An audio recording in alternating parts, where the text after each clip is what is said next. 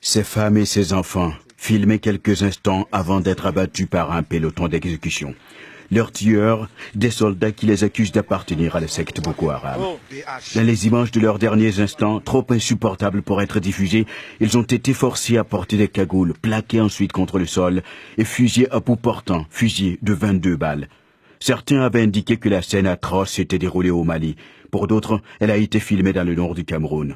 Là-bas, l'armée camerounaise est en guerre contre Boko Haram depuis 2014.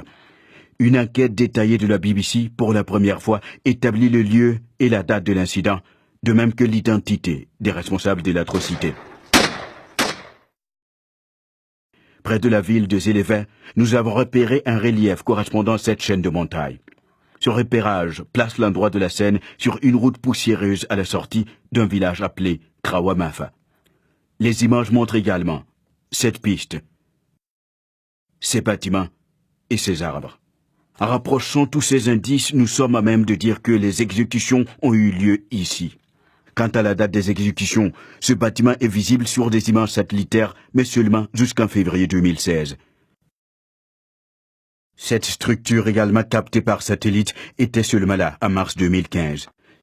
Cette piste est seulement visible pendant la saison sèche entre janvier et avril. Une simple formule mathématique appliquée à l'ombre de ces soldats nous renseigne sur l'angle du soleil relatif à l'horizon.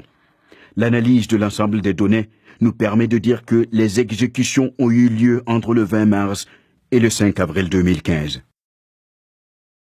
En juillet dernier, Issa Chiroma Bakary, ministre camerounais de la communication, soutenait que les bourreaux n'étaient pas des soldats camerounais. Les armes, disait-il, ne sont pas celles utilisées par l'armée camerounaise dans cette zone d'opération. Mais selon notre analyse, l'une de ces armes, une Zastava M21 de fabrication serbe, est utilisée par certaines unités de l'armée camerounaise.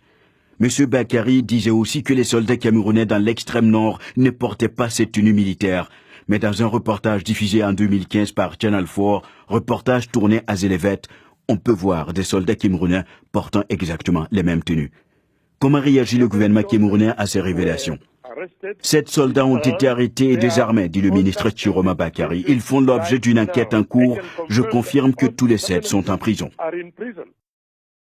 Le communiqué du gouvernement établit clairement que ces hommes sont présumés innocents. Ils bénéficieront d'un procès équitable, ce à quoi ces femmes et enfants n'ont pas eu droit.